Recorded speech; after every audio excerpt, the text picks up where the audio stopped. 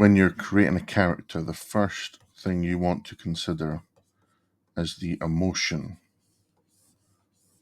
behind the character's motivations, body language, how they interact, their look.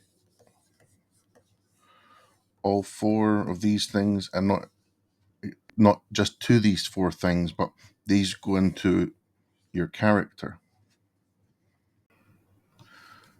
When you're creating your character, most people will focus on this for their whatever game, comic, portfolio.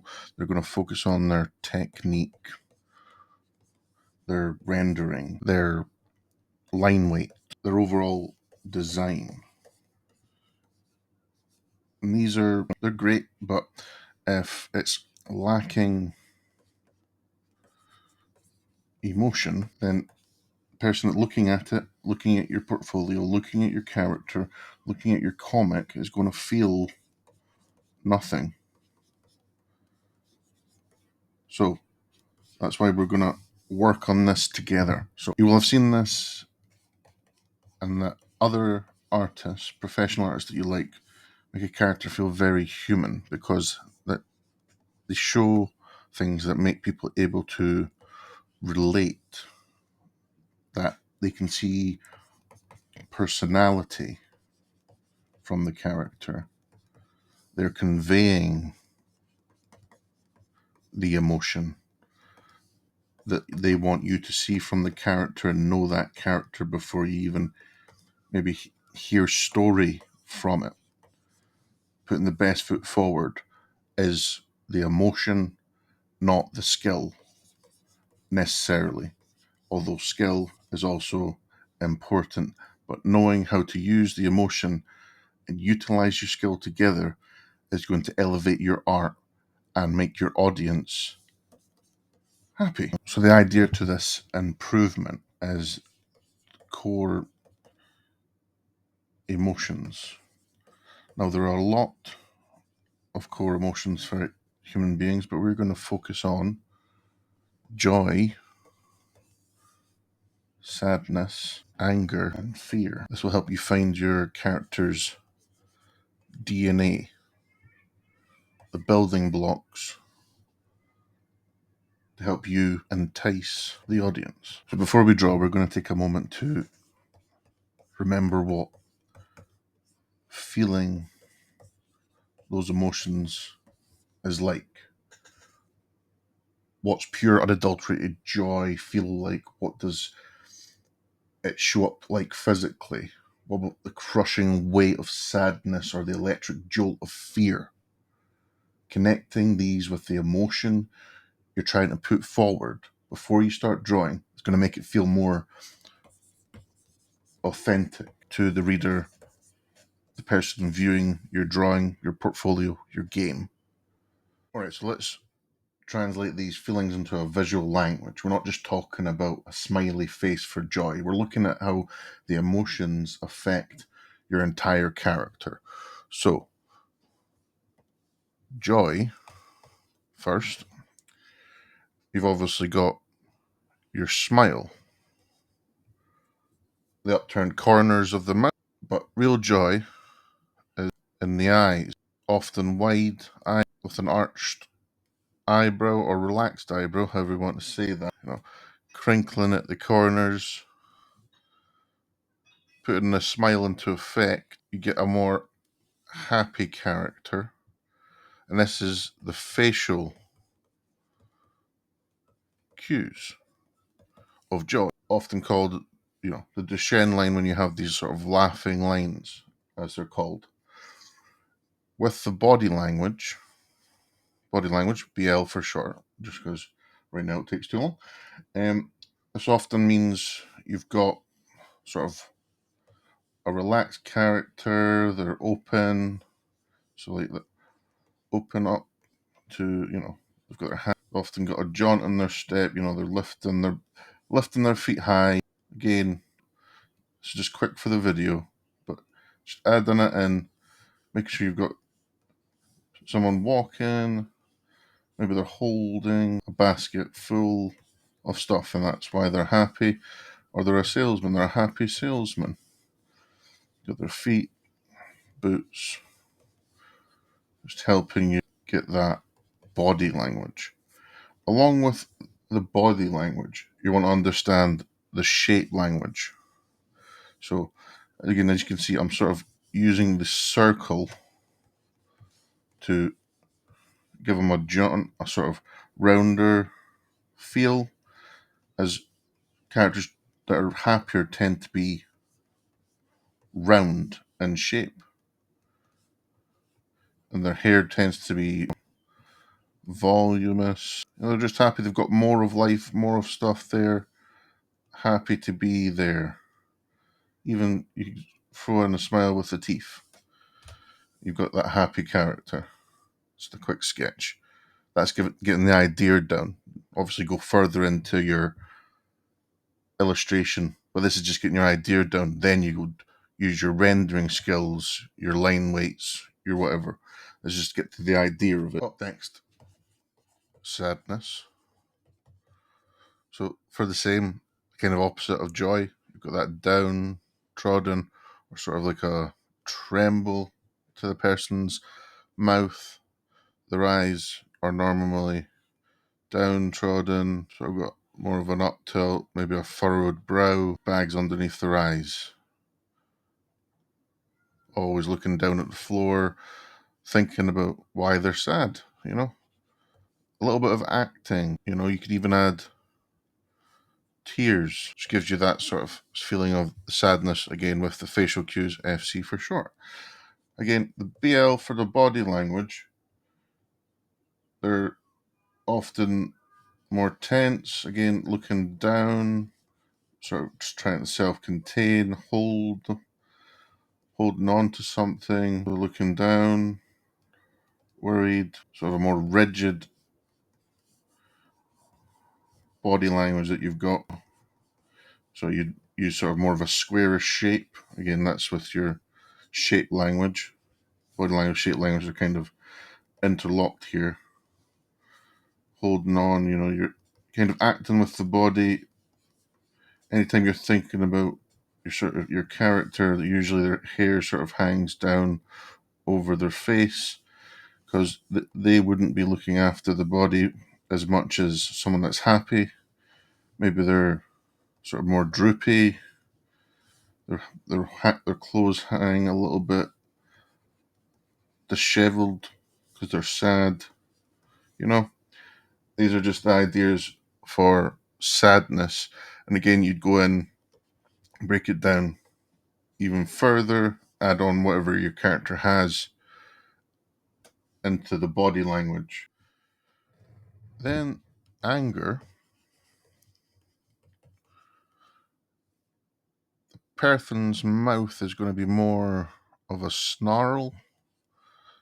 Their teeth are going to be grit. Their eyes are going to be wide, but with their eyes here, their pupils may be a pinpoint, and again that furrowing of a brow, but the eyebrows are going to be coming into the center, and they often wrinkle up the rest of the face, so that the nose comes up as well, wrinkles, and then you add on that snarl just to show that this person is angry. And then closed mouth, the corners are coming up again, but they've got those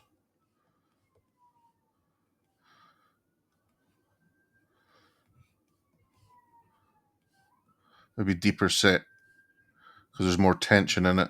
So you want to give them lines around sort of these areas, even when their mouth are closed, just to show that there's tension. You know, when someone's angry, there's more tension. They're more filled up with their facial cues. Body language wise, it's more like their body's trying to, you know, angular.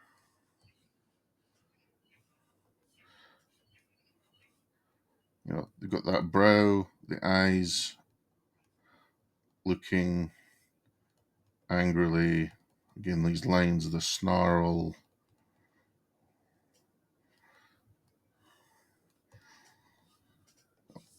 They're trying to make themselves as big as possible and posing. And their hands, they'll curl up as well with their body.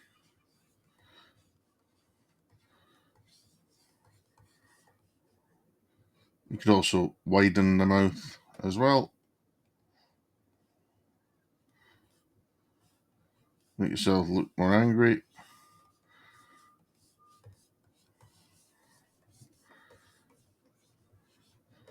Good for like barbarian characters.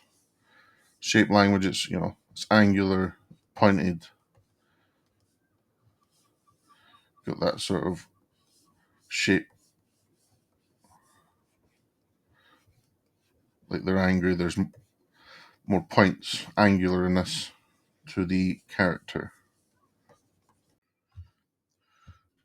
So, fear, last up, is your character's eyes are going to be very important. Their pupils here, instead of being pinpoints for like the anger, they're going to be usually wide, like a prey animal. Their eyebrows are usually coming up again into the middle of the brow, maybe the furrowing up. The eyes are usually creasing up as well because there's some tension in the face, and the mouth is usually agape. Can also be some tears here, a little bit of tremble to the bottom of the lip. Just gives you that fear face for the facial cues, the body language. They're usually imbalanced. They're smaller, shifty, self-soothing hands. Usually, people with self-soother hand touchers wearing big baggy things. The shape language, dripping down, not wanting to be seen. Their hair again kind of would be longer, unkept, scared.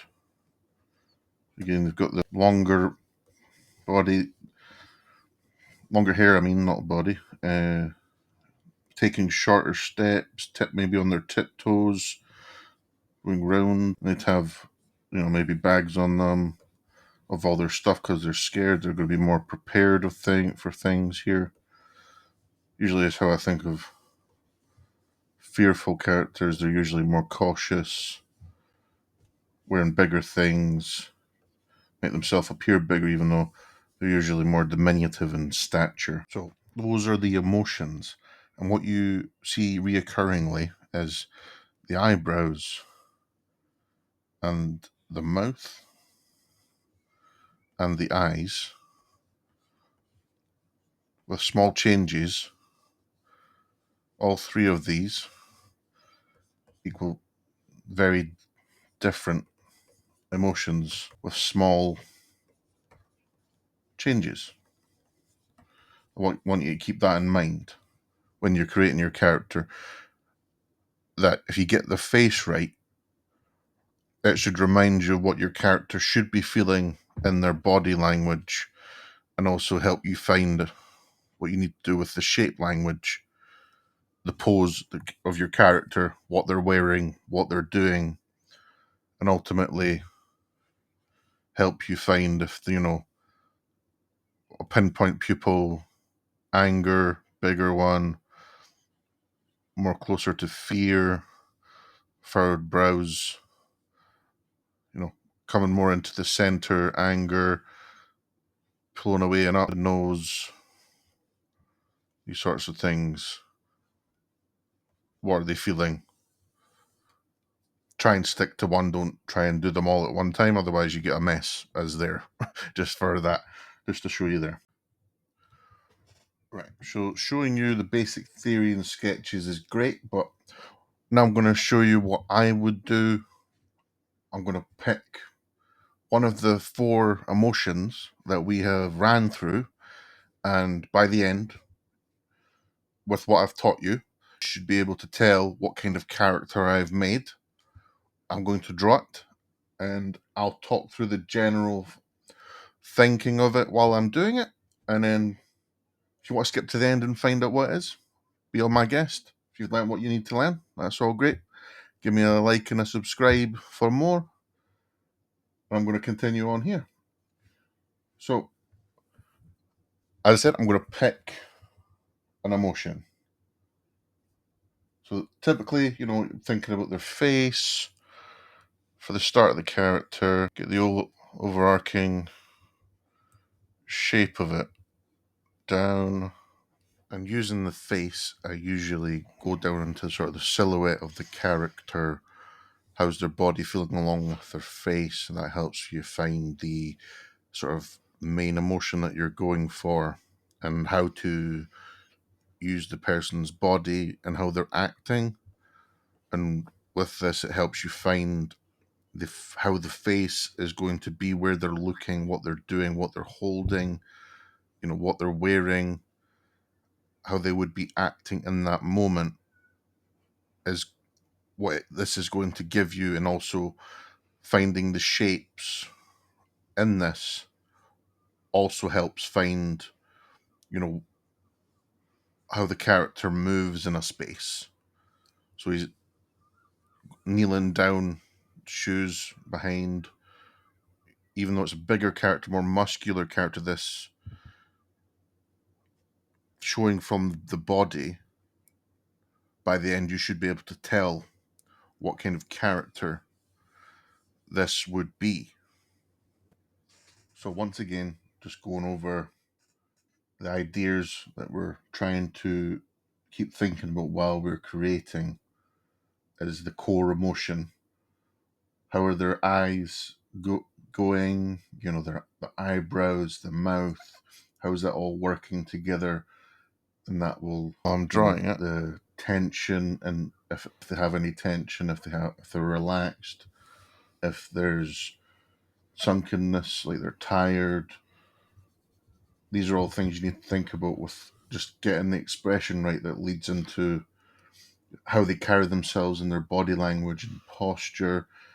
The core emotion, can also give their stance. Are they like shying away? Are they big and confident?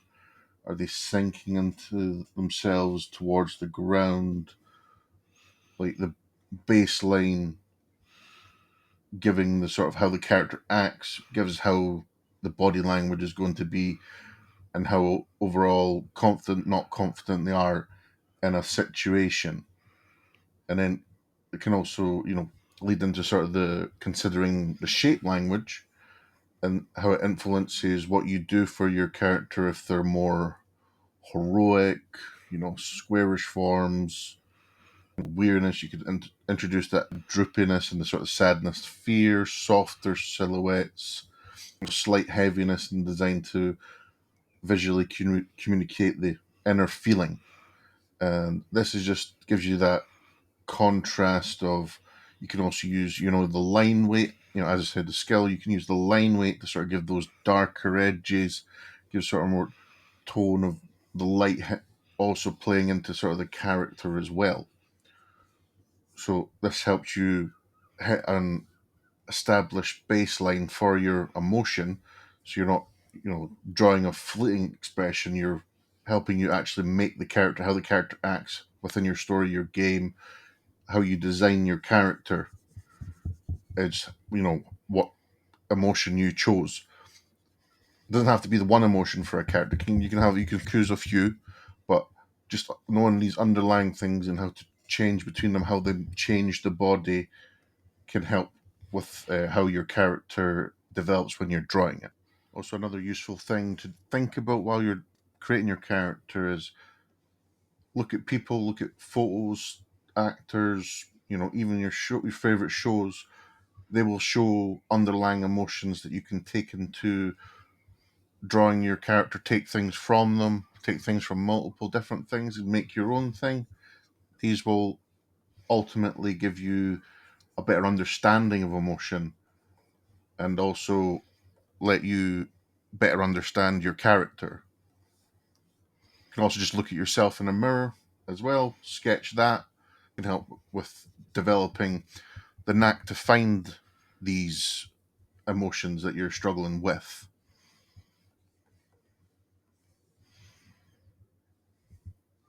What was the emotion? Could you tell? It was sadness. Yeah. Sad expression, the droopy shoulders, sort of sagging of the clothes, being closer to the ground, pushing more into himself, focusing on the little rabbit that he's obviously sad about. Hope you now see the importance of emotion and building characters and how useful it is, as it helps you find the story of a character without having to write one, lets the audience know what's going on. And if you did enjoy it, please give it a like. A big like would help, and a subscribe for more, and leave a comment with anything that you're struggling with, and I'll get back to you. So, have a good one.